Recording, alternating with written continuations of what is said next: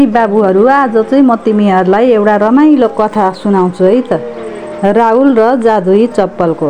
एउटा सानो गाउँमा राहुल नाम गरेको एउटा केटा बस्थ्यो। राहुललाई नयाँ नयाँ ठाउँ घुम्न निकै मन पर्थ्यो। ऊ सधैँ आकाशतिर हेरेर सोच्थ्यो कि मसँग यस्तो चप्पल हुनु नि, जसले मलाई पखेटा नभए पनि सर्र उडाएर संसार घुमाओस्। एक दिन के भएछ थाहा छ? राहुल आफ्नो घरको पछाडि खेलिरहेको थियो। झाडीभित्र उसले एउटा पुरानो तर चम्किलो चप्पल देख्यो। उसले अचम्म मान्दै त्यो चप्पल आफ्नो खुट्टामा के लगाएको मात्र थियो।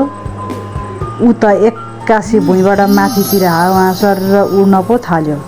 ओहो, म त उडिरहेको छु, राहुल खुसीले चिच्यायो। जादुई चप्पलले राहुललाई उडाएर सिधै बादल माथि पुर्याइदियो। सेता सेता बादलहरू कपास जस्तै कति नरम थिए। राहुल बादलमाथि मजाले कुद्न थाल्यो। त्यहाँ उसले एउटा चम्किलो तारालाई पनि भेट्यो। राहुलले ताराको हात समातेर गोल गोल घुम्दै नाच्यो। त्यसपछि उसले आकाशमा गोलो मुस्कुराइरहेको चन्द्रमालाई देख्यो र राहुल एकछिन चन्द्रमासँग लुकामारी खेल्यो।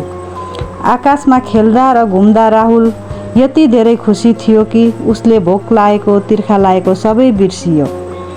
तर घुम्दा घुम्दै धेरै बेर भइसकेको थियो। अब त रात पर्न लागिसकेको थियो। राहुललाई आफ्नो मामुको याद आयो। उसले चप्पललाई भन्यो, जादुई चप्पल, अब मलाई घर पुर्याइदेऊ है। चप्पलले राहुलको कुरा बुझ्यो र उसलाई बिस्तारै बिस्तारै उडाएर आफ्नै घरको आँगनमा ल्याएर राखिदियो।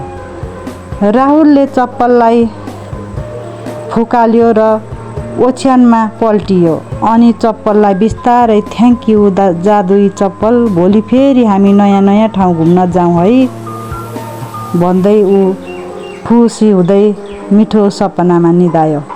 कस्तो लाग्यो तिमीहरूलाई कथा? फेरि पनि यस्तै राम्रो रमाइलो कथाहरू सुन्नलाई यो च्यानललाई सब्सक्राइब र लाइक गर्नु है। धन्यवाद।